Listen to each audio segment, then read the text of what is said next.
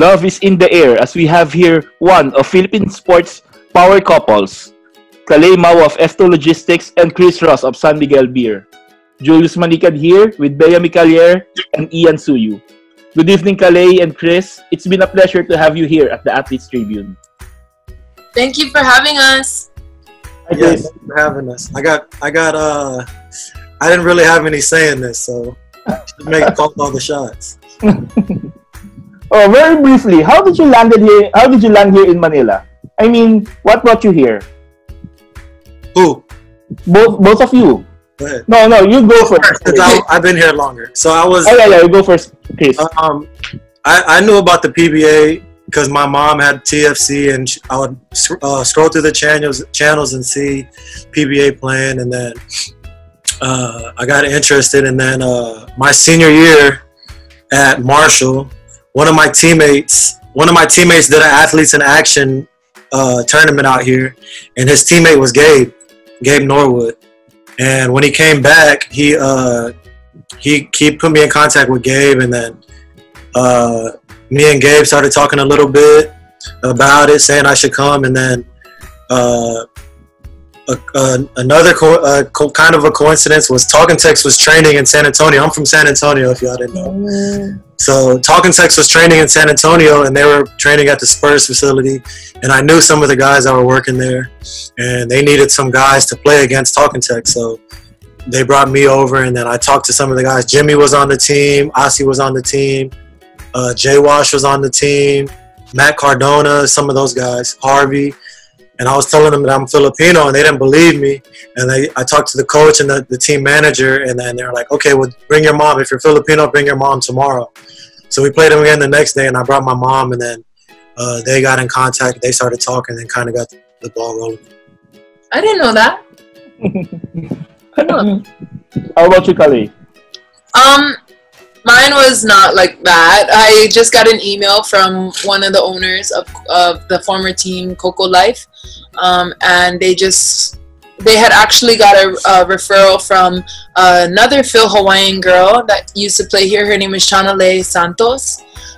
She had been telling the owners of Coco Life and some other teams about me and that I'm Filipino and Hawaiian. And so they should try and reach out to me. And just so happened, I had just gotten my shoulder surgery, which was going to leave me out for about a year. And they told me about how being a local, playing in the Philippines and being a local, you can be taken really good care of.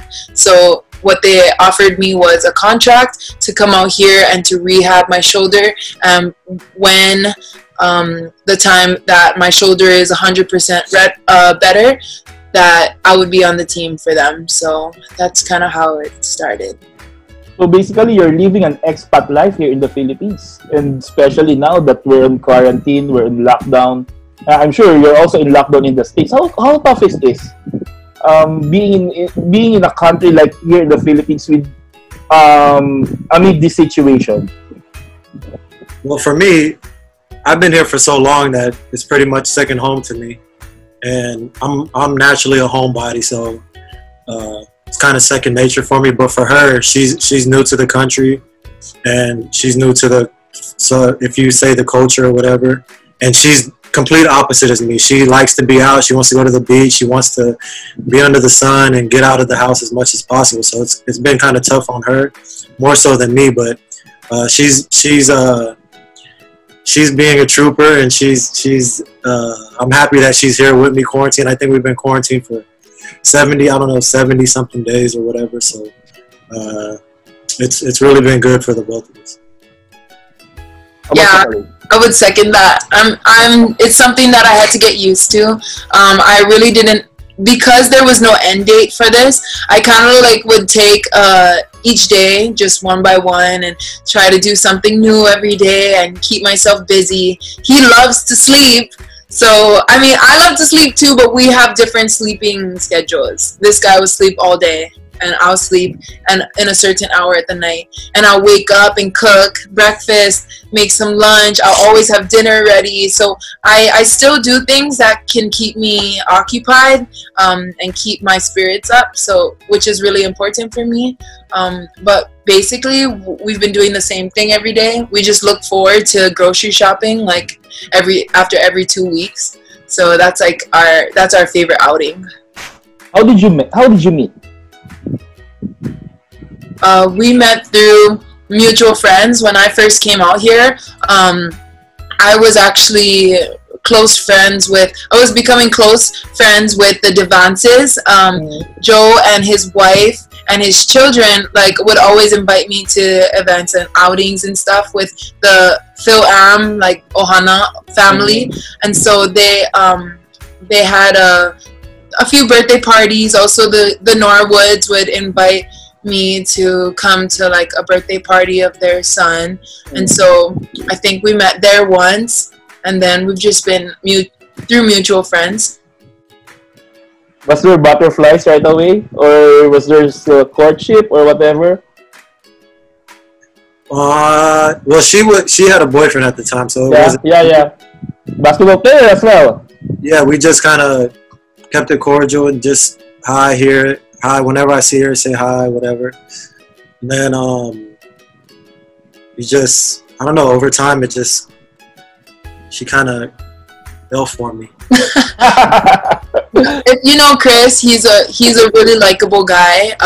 Chris, of course, I wasn't fireworks. There was no fireworks. There was no hearts in the air. But when I really got to hang out with him and to get to know him, I was like, wow, he's a really cool guy. And actually, if I brought him home to my family, they would love him. So I did that.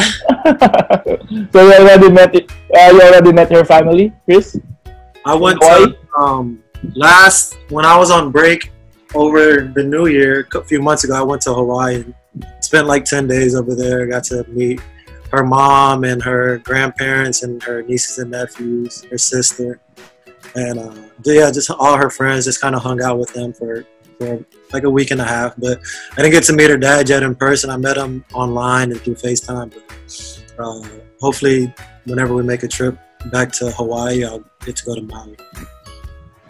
Ian, Bea, do you have any question for Chris and Kalei? Yes, sure. We have questions. This question is for Chris. Hi, Chris. Let's talk about your PBA life. Since getting drafted back in 2009, rather, you have been to 3 teams. And can you walk us through on how did you find home with the San Miguel Beermen? Well, I think I've told her this story before. Whenever people talk about my career or have a write up, they say I'm a journeyman. But in reality, I've only played for 2 teams, because my first team I was drafted by was Burger King, and I was a draft day trade when I went to Morocco, or Coca-Cola, I'm sorry. And I spent most of my rookie year with Coca-Cola, and then got traded to Santa Lucia. Mm-hmm. And then Santa Lucia was bought by Morocco, so it's pretty much the same franchise. I didn't get traded from Santa Lucia to Morocco. Morocco just bought the franchise, so it was the same franchise. And then from Morocco, I got traded to Global Port, but I never reported. I think they had already a deal in place that I was going to head to San Miguel. So it was, if you followed my career, it was a rocky start at the beginning. Yeah. I never really been through that. I've always been one of the better players on my team, and basketball always came easy to me. And coaches always worked with me. But when I first got to Coke, I was playing well. I felt like I was doing really well. Got the team to the playoffs. We lost in the first round, and then for some reason, me and the coach didn't mesh. And then they traded me off to Morocco or Santa Lucia. And I think Santa Lucia at the time was in a phase where they were getting I guess they're negotiating getting bought by Morocco. So there was a lot of politicking going on over there that I had no control over. So I just stayed professional. And then when my chance at Morocco came, I actually had a few really good years, and I had a setback when I tore my ACL, and that was huge, because you never know how your body's going to react to a significant injury like that. And luckily, the management and the coaching staff were behind me. My players all my teammates were encouraging. My coach Coach Ryan, he was really hard on a lot of players. He was hard on me too, but during the game, he kind of let me do what I had to do. He never told me to look at him to call a play. It was always like what I felt, whatever I felt was right for the game, what play I needed to call, I could. So that really gave me the confidence to make the next step. And then at Morocco, I think I was there for 4 years, and we just couldn't get over the hump. We're always a mid-tier team, and they really wanted to win right away. Even though we were a new franchise, they wanted to make a splash, since this was the time when Talking Tex was king of the league, king of the PBA, and MVP really wanted Talking Tex and Morocco to be up there. And we just didn't have enough firepower to compete with the big teams, the Talking Texas, the San Mig Coffees, the teams like that. So they wanted to make moves, and they traded me to eventually when I made it to San Miguel. And everybody knows what was going on with San Miguel at the time. They were called Patron. Novella was well documented. Yeah. And then I kind of got there at the tail end of it, so I didn't really get to see a lot of it. But right when I got to San Miguel, it was just like a family atmosphere. They wanted to win. Of course, they wanted to win. They had so much talent. They wanted to win championships. And Jumar, when I first got there, I think Jumar was in his second year in the league. Mm-hmm. So Jumar was starting to try to come along and grow into his body and hone his skills a little. And we made a few coaching changes. And, once we've won that first championship, like they say, winning cures all. Like, if that Patron team could have won one championship, none of that Patronavella stuff would have happened, because winning cures all. Winning trumps all. No matter what's going on on your team or in your family, if you win or if something good happens, it trumps all. It kind of sweeps everything else under the rug, and that's what kind of happened with us. We won one, and then it was kind of a snowball effect, and we just kept winning and building that family, that camaraderie, and building a family atmosphere there. And I've really found a home there. I've been there for going on 6 or 7 years now, and going on 8 championships, trying to work on 9. And hopefully I can end my career there. But if not, I know it's a business, but I know that my home is San Miguel. Bea, you have question, Bea? Mic. Volume.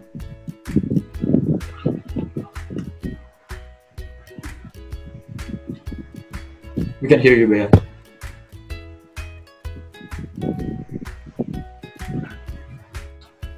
So, okay.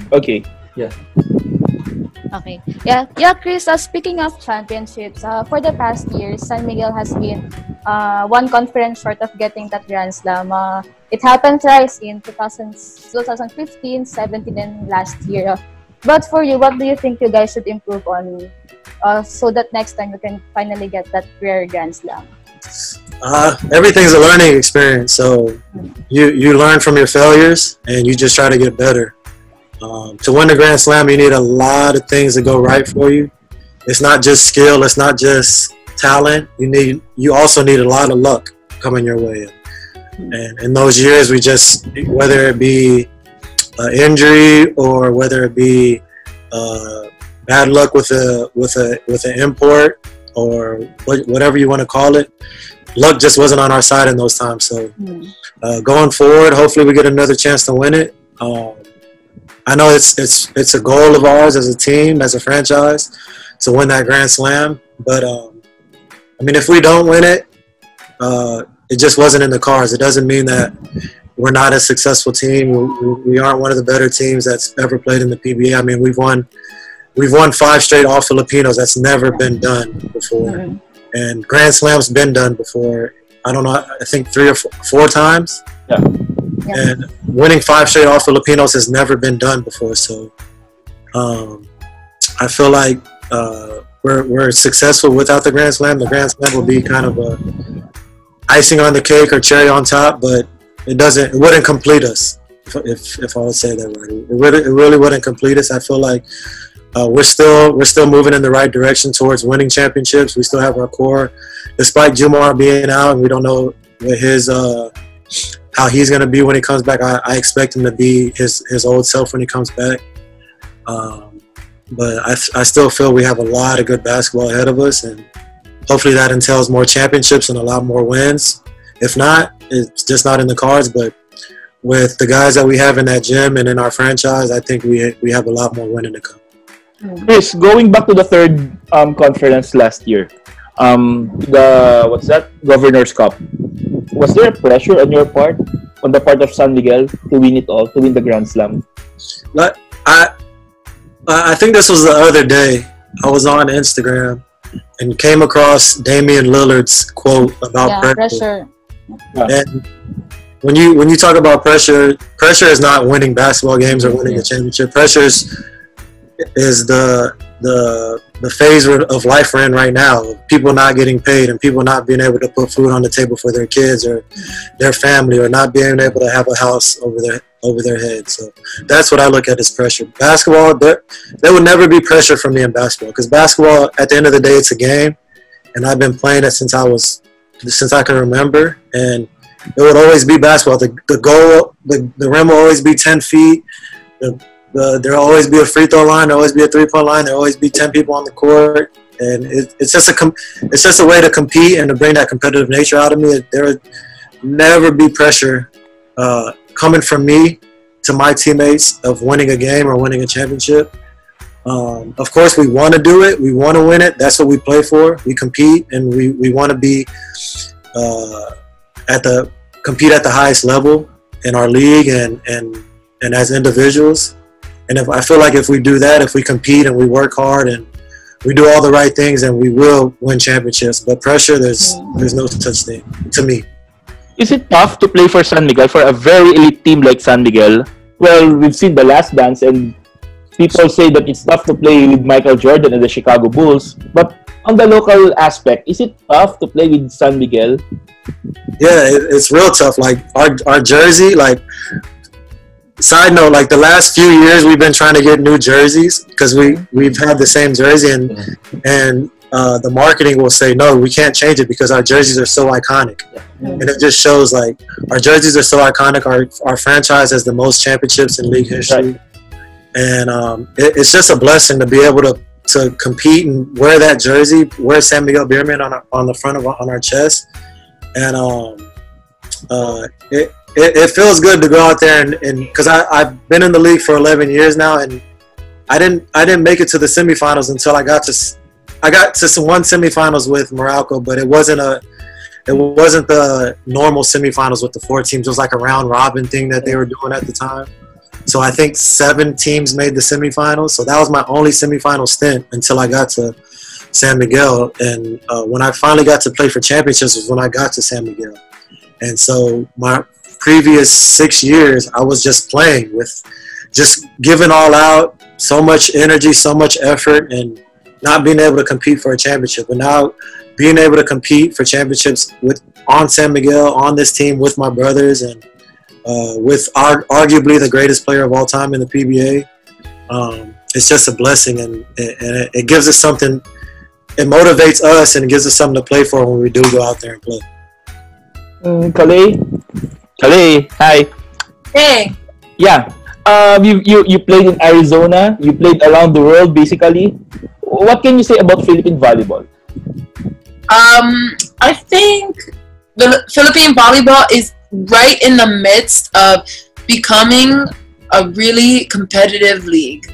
I think what I see from this country is so much development that's being made, and I think also with athletics, and since I've come to the Philippines, the competition level wise has completely skyrocketed. Like when I played for Coco Life, you know, I was on the worst team in the league. That's no secret.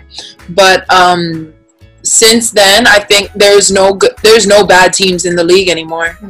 Since UVC had folded, Santa Lucia has made some great changes.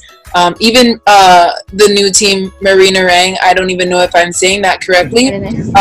They have also, since their very first stint in the PSL, they've made a lot of changes and a lot of progress. So what makes me excited and what encourages me to stay, to be a part of the Philippine volleyball scene, is basically that I think there can be some great volleyball players coming out of this country in the next few years.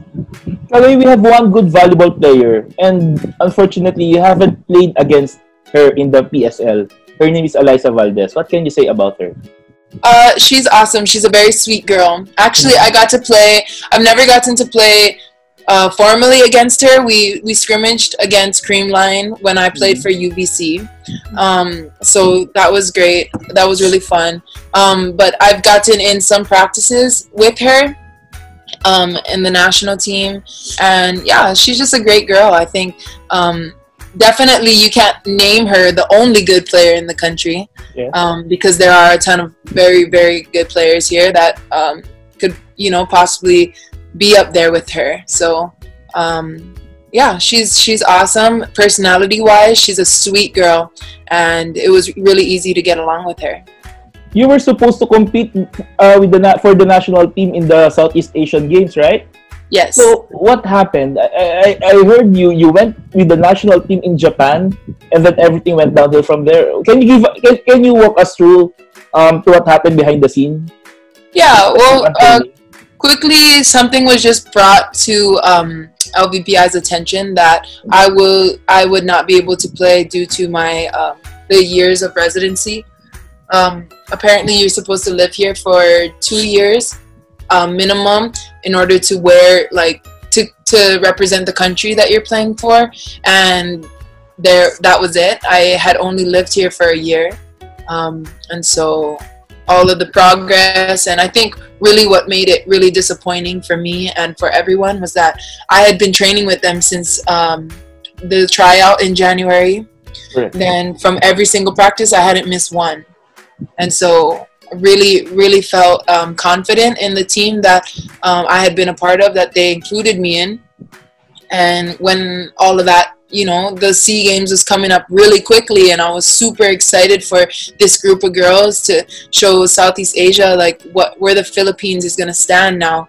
And then that news came, and it just kind of broke my heart, because we don't work as athletes. We don't work hard just for our health. I mean, that's a plus, but it's not the reason. We're competitors, and that's just instilled in our blood and in our hearts. So being told that type of news, it's really discouraging, and that's why I was kind of staying hush about it afterwards, because not only was it embarrassing for me to be, all these, you know, Filipino fans are asking me, Kalei, why aren't you on the team? I couldn't get myself to share everybody like the unfortunate and super small problem that held me to doing something that I spent the whole year dreaming about. Are you eligible for next year in the SEA Games? There's actually some steps that I have to take. Are you gonna take it? Switching federations. that's a very big deal, right? Yeah. I'm eligible. we'll get into that later. Don't worry. So he'll not only represent the Philippines, but he'll represent me for the country. So you guys can have him. So you're gonna switch federation. You're gonna stay with USA volleyball. Well, there's a lot of options to weigh. There's actually a professional volleyball league starting up in USA. I think next year. Hopefully it'll go well, but if that takes off and I'm still a USA volleyball player, that would be such a great opportunity. Correct. So when this old man has to retire and go back to the States, then I can still be a pro volleyball player. But so that's an option. that's such a great option. And also it goes along with the citizenship. Like being a United States citizen gives you so many avenues, like so, you know, it gives you a lot of opportunities. Same with the federation, because initially I'm a foreign import. I play in other countries. Correct. So I don't know how that would affect me if I belonged to the LVPI after this. So in short, are you gonna play for the Philippines in the next Southeast Asian Games, or you're just playing it cool and wait for things to unfold? I'm gonna there's some other things that I need to focus on, like winning the next Grand Prix with F2, and the other championships. But I'll let you guys know if Team Philippines is back in my breadbasket. Well, you said that it's also a little bit disappointing that you failed to suit up for the Philippines. How did you cope up? How did you bounce back after that? My mom and my Lola came to the Philippines to support me while I supported the team, and that was really fun. And actually, the week of the SEA Games, I had taken my mom and her husband to a basketball game, to his game, and we hung out after. And then I met him. We hung out actually, like, for the first time as potential lovers, and I was distracted for the rest of the year. 19, I only thought about one thing. So maybe you lost the opportunity to play for the country, but you met Chris naman in the process. Yeah, we talk about that all the time. So you win some, you lose some, right? Exactly. But he won both. Was it worth it? It was worth it. Ian, do you have a question for Chris about the national team? Actually, about his stint for San Miguel Beermen. Now that you're facing another challenge, Junmar getting injured for this season, do you think how are you going to adjust and still get that Grand Slam? I mean, there's gonna be somewhat of an adjustment period, but we've been before the suspension of the league, we were really working hard in practice and trying to figure out what kind of attacks we wanted what kind of point of attacks we wanted on offense. But I don't know if you guys watched the first game. We played pretty well, and I mean, we have so much talent on our team to where we can play so many different ways. We can, even with Juma on the court, we can go through him and spread out, or we can do pick and roll, or we can play ISO. We have so much talent on our team that I think we kind of get, the rest of us on the team, we kind of get slighted because we do play with Jumar, but we just have so much talent. We have some of the best ISO players. We have some of the best pick and roll players on our team. We have some of the best shooters in the league on our team, and we just got to adjust a little bit. And everyone on our team is capable. It kind of makes us a little less predictable because everyone knows that when we do need a bucket, who we go to when Jumar's down there. But now it comes, and no slight on Jumar, because Jumar is probably the most unselfish person I know. Like Jumar could probably average 35 and 20 a game if he wanted to, but he's not that type of player. He wants everyone else to shine. He wants everyone to get their shots. And but now that Mo's out there, Mo's a really good pick and roll player. Mo's probably the best screener in the league. So Mo's gonna get us open on pick and rolls, and when he gets us open, that means he's open, and it's just gonna open up for him. We kind of play a spread out system now, and I mean, it's gonna be challenging, of course, especially when we get into those series in the playoffs. But we're all up for it, man. Everyone's working hard. Everyone's ready to step up, and everyone's ready to take that next step in our careers and try to keep this winning tradition going. Yeah. Chris, can you talk about Coach Leo? What is unique about him, and how was he able to bring back the lost glory of San Miguel? The biggest thing for me about Coach Leo is the way he's adapted. Because Coach Leo, he I think naturally he's a college coach. Like he came from Adamson, and of course he coached with Shell in the PBA. Was it Shell or was it Yeah, Shell. Yeah, and but naturally I think he's a college coach. He really loves to teach the game, and he really loves to do things certain things his way. But when he came to us, we were all pretty much established guys, and we were all so talented. We've all been in the PBA so long, and it's different. It's different when you're coaching college kids that are, 16, 17 years old to 22 years old, 23, to when you're coaching men that are 35 years old, 30 years old with families, and you gotta treat them differently. And I think Coach Leo, the way he adapted his coaching style to fit us, that really speaks volumes for him. And I know it took a lot of pride for him. It took a lot of pride for him to kind of change his ways, because you know how it is when someone is, if you're set in your ways and you're used to doing certain things your way, and then you all of a sudden have to just change and flip the script. It takes a lot. It takes a lot from you, and I always commend him on that. I always tell him that he's adapted so well to us, and he's the ultimate. Right now, he's the ultimate player coach. He lets us use our skills. He lets us use our talent. He doesn't hold us back. And I really commend him for that. And he's won these Coach of the Year awards. And every time he'll tell you that he wins the Coach of the Year awards because of everyone that surrounded him. And he really does work. A lot of people slight him, but he'll never be unprepared. He watches so much film and so much game tape. He's never unprepared, and he'll always be prepared. And I know that because I've been around him for so long, and he watched so much tape. And it just sucks that he gets slighted, and I just wish that he'll get the hype that some of the other coaches do, and some of the love that some of the other coaches do, because he really deserves it. Chris, I believe that playing for Gilas has been your dream.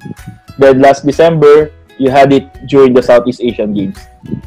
How was it? How was your first Gilas stint? Very briefly.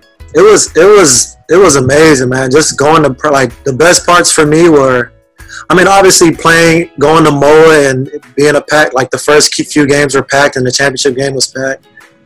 Those were amazing. Just to be in a gym and everyone in the gym is cheering for you, right? In the PBA, you don't really get that because there's half going for one team, half going for the other team. But when you're playing for Gilas, everyone's cheering for you, especially here playing at MOA.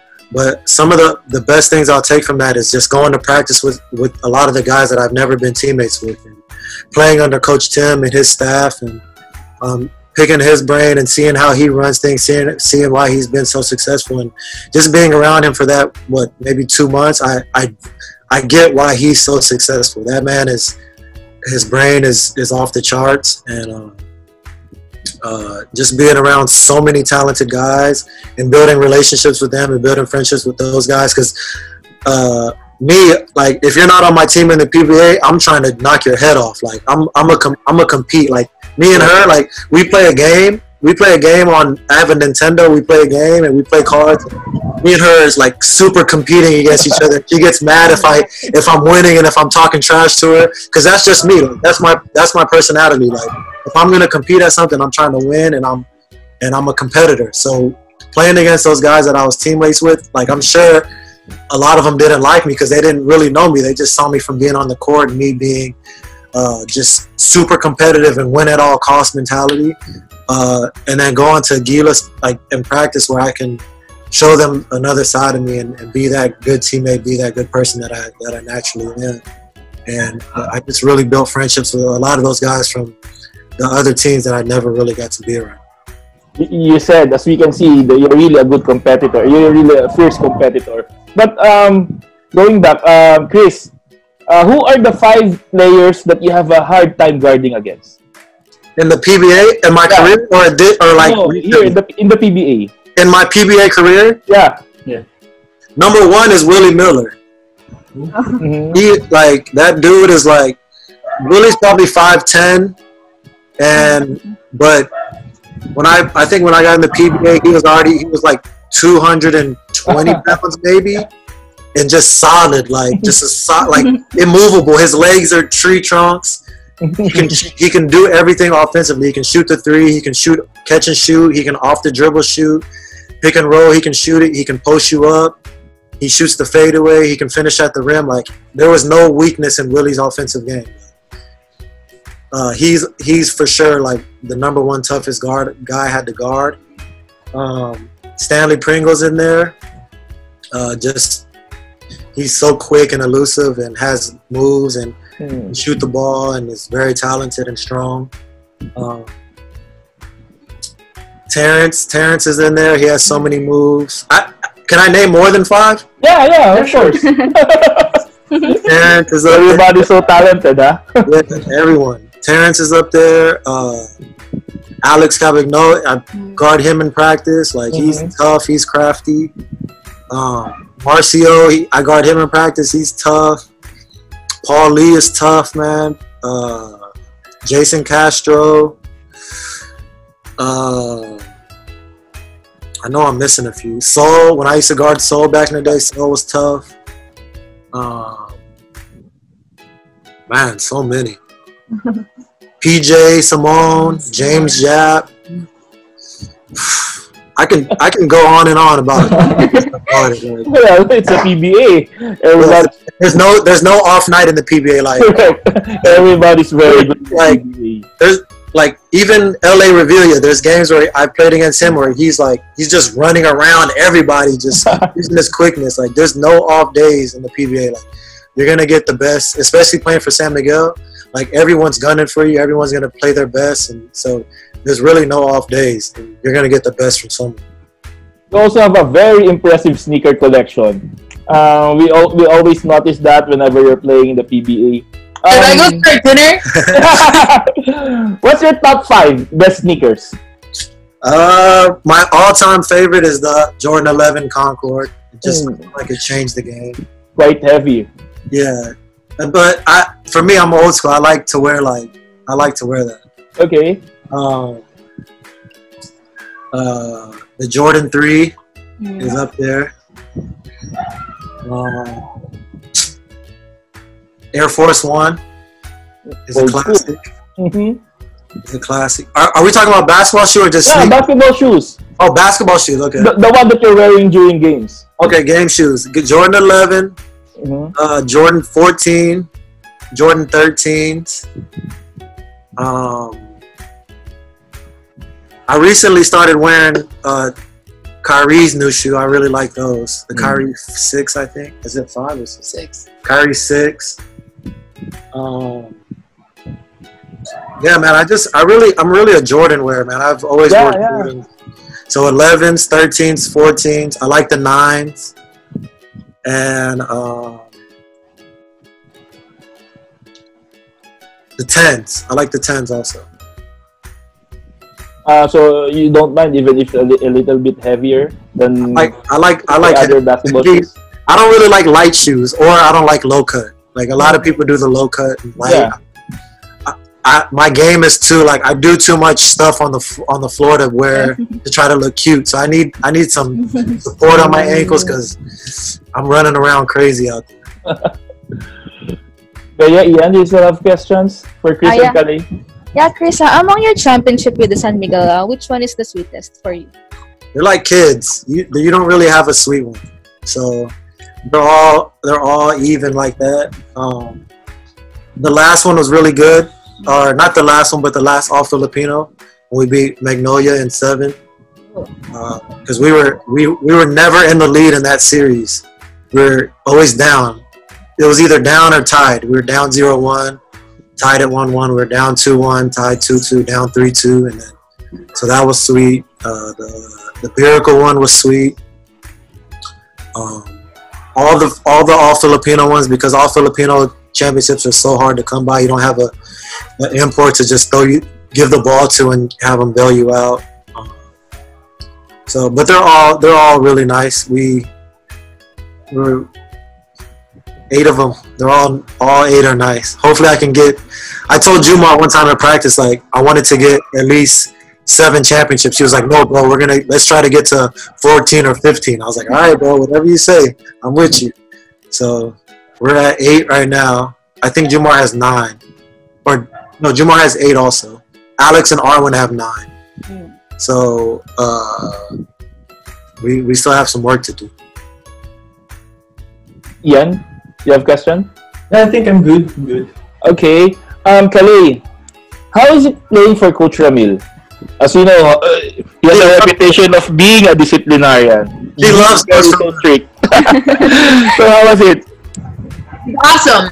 He's someone that has gained my respect very quickly. I'm really hard to kind of get, not really hard to get respect from, but I'm very playful. I like to do my own thing. I'm very loud. I have my own style of play. And also, one of my mentors, when I was becoming a pro volleyball player, they told me that that when you're playing overseas, coaches aren't going to be like how he mentioned about the difference between a college coach and a pro volleyball coach, right? So as I've noticed overseas, like coaches just expect the import to just produce. Correct. But Coach Ramil is very different. Obviously, he's a college coach, and he takes that approach with us as a pro team. And he is still, every day we go in the gym, and he wants to get us a little better. And that is what I've lived my life by. I want to get better every single day, no matter, even if I'm the best possible volleyball player that I can possibly be, I still believe that there's always some room for growth, and so does Ramil, and that's why I think I wouldn't want to play for another coach here in the Philippines rather than him. But Kalei, F2 Logistics is already a pretty solid team before you came, right? So do you have a hard time fitting into the system, into the girls, to their attitudes, to their culture, traditions? I actually have never had a hard time fitting in with any team. Thankfully, the Philippine culture is very welcoming. It actually reminds me a little bit of Hawaii's culture. So actually the first week that I had joined the team, I already had a best friend, and we have been so close ever since. And I think F2 was a perfect fit. I couldn't have asked to be put with a better group of girls. They all love to work hard. They're serious, but right when the whistle blows to let us go home, we're all laughing. Like we're all on the same page, which I love. You have a little rivalry with Chris team, Petron. Can you tell me a little bit about that rivalry? I've only been a part of that. I think actually since I came to F2, the rivalry has switched it up. Me and Alohi go at it more than any other team. So when I play Petron, my head is the same. Like I'm the same. I'm just gonna go out there and have fun. My team, on the other hand, they're all like smoke coming out of their nose, and they're ready to go to war, and I'm with it too. So then I'll get that mentality too. Like, oh, let's go. But when we're playing Signal, it's over. Like there's no chance. I look at Alohi and I go, sis, dinner's on me. Where do you want to go? So I think the rivalry for me with F2 has definitely been Signal. Yeah, okay. Petron is still awesome though. So who are the best blockers for you in the PSL? Majoy Barone, hands down. I can't. Even when I was playing in UBC, I have she has given me some of the worst and best blocks that I've ever had to hit up against, and I've hit against some really big girls, but it was something that I underestimated. Majoy is not that tall compared to me. She's about 5'10" almost. 5'11". But her arms are insane. So when you're thinking like, oh, easy, I'm just gonna go real sharp cross court. No way, she's taking all of it. So Majoy is definitely someone I could see playing overseas. Like She's a great blocker, such a great reader. And also, another great blocker. Oh, man. There's not a lot of hands that can meet me up at the top of the net, so I'm really like, I would say Abby also. Yeah, Abby, because Abby and Manjoy are in the gym with me every day, and they want to block me during practice, so they get that work in. I'm not sure other than the other blockers that I know. Rania Musa, the signal blockers are very good at reading also, but it's not very hard to read me. I love to go cross court. You can tell your friends. Yeah, we know that. But Kalei, you said Majoy Bayon has what it takes to play overseas. Who else? Who among the Filipino players can play overseas, based on your opinion? Majoy. Siyempre Majoy.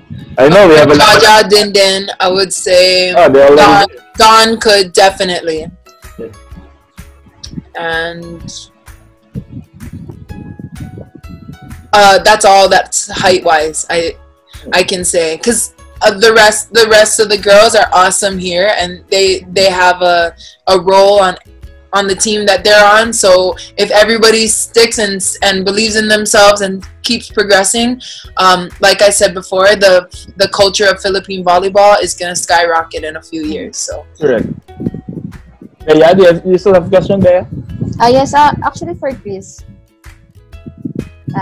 Go. Yeah, Chris, how was it being handled by Coach Tim? I know it's just a short stint, but how was his system and how do you fit in?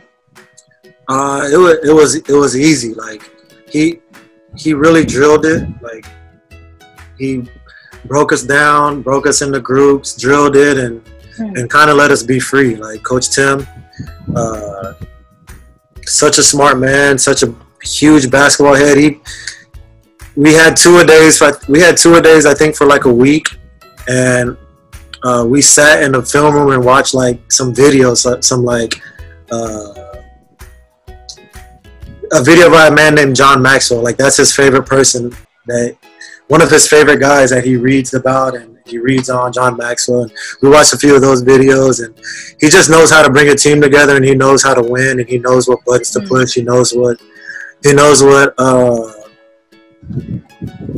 what combinations that need to be on the court at certain times. He's been around the game for so long that he's just such a bright light, and Philippine basketball is lucky to have him. I'm grateful that I got to play under him for the SEA Games, and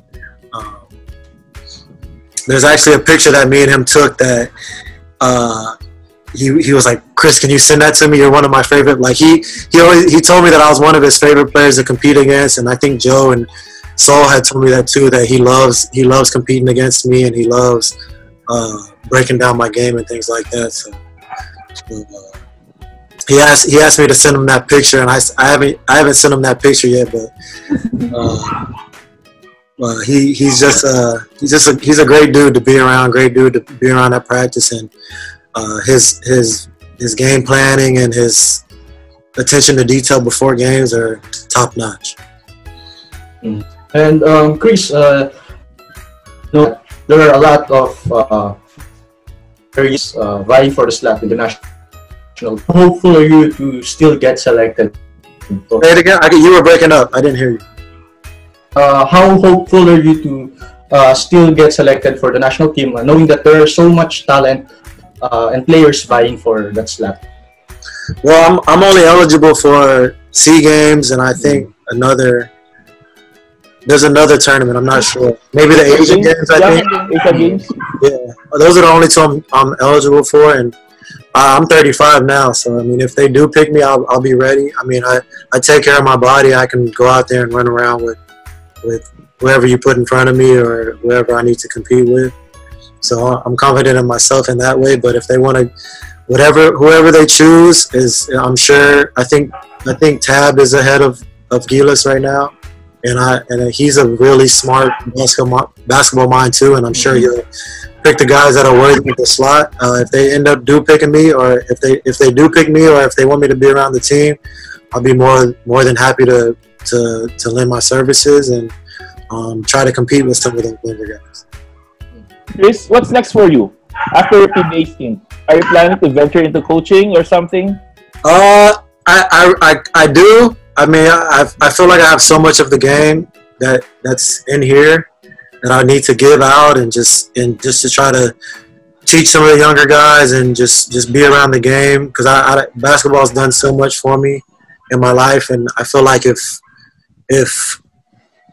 the time comes where I'm not able to play no more, it will be a disservice to not only myself but everybody around me that I just give up on the game of basketball altogether. So coaching is definitely on my list. I know they want me to. I think sometimes they kind of ask me if I think I'll get into coaching when I'm done playing. Who knows? I feel like I'm at the top of my game, and I can play for as long as I can. So when the time comes to me trying to get into coaching, hopefully I'll have the people that believe in me to give me that title. But right now I'm still taking care of my body and still trying to compete on the court before I call it quits and move into my Jimmy Alapag role. Any questions, or we're gonna wrap it up? I'm done. I think we're good. Okay. Maybe that's all the time we have right now. Hello? Yeah? Oh, you guys froze. We didn't hear you. You guys froze up. Chris, Kalei, we want to thank you for being here with us despite this quarantine period and a very short notice. But before we go, I would like to invite our viewers to grab a copy of the Daily Tribune at your favorite newsstands.